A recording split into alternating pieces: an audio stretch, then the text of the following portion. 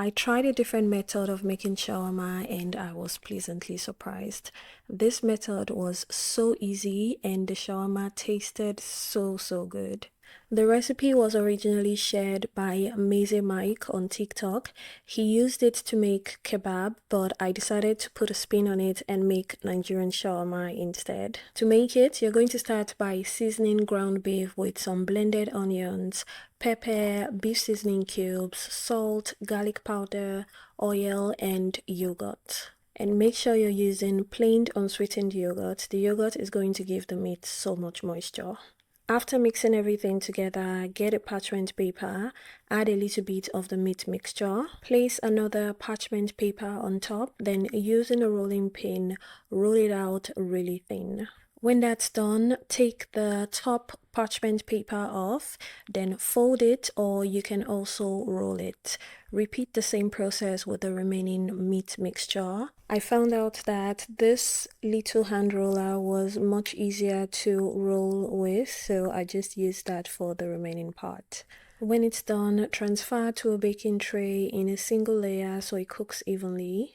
Bake for about 18 to 20 minutes at 400 degrees Fahrenheit, which is also around 200 degrees Celsius.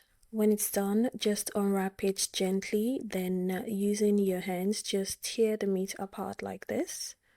After tearing, you can return the meat to the oven for about 5 more minutes just to get it nice and a bit crispy. Next, prep the veggies. Because I'm making Nigerian shawarma, I'm going to be using cabbage and carrots. So after taking out some of the outer layers of the cabbage, I'm going to shred it finely like this. You can also add some red or purple cabbage if you want it to be a bit more colorful. For the carrot, simply rinse, peel, and grate. And feel free to add any other vegetables you like. The shawarma sauce is really easy. It's just mayonnaise, ketchup, sweet chili sauce, or you can substitute that with sugar, lemon juice, and of course cayenne pepper for heat. Mix that well until fully combined. Set aside. Now it's time to bring everything together. So add the veggies, the meat, and the sauce. Just mix it gently because the meat is really tender. I'm going to share another method of making the shawarma that doesn't include mixing everything like this, so stay tuned for that. After mixing, set the filling aside. For the wrap, I'm using pita bread, pocket pita, so I'm going to divide it into two. You can find pita bread at most Mediterranean stores, but if you can't find it, you can also use tortilla wraps. Add a generous amount of the filling and then wrap like this.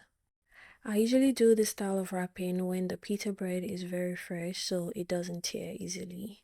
The other way to make the shawarma without first mixing the filling is by adding a generous amount of the shawarma sauce, then going with the veggies, add the meat, go in with more of the shawarma sauce, add as much as you like depending on how creamy you like your shawarma. All you need to do now is roll it up. This is another method of rolling the shawarma. It's much easier than the first one, and I usually use this method when my shawarma wrap isn't very fresh. So with this one, you don't need to fold the sides in, just roll it up like a log.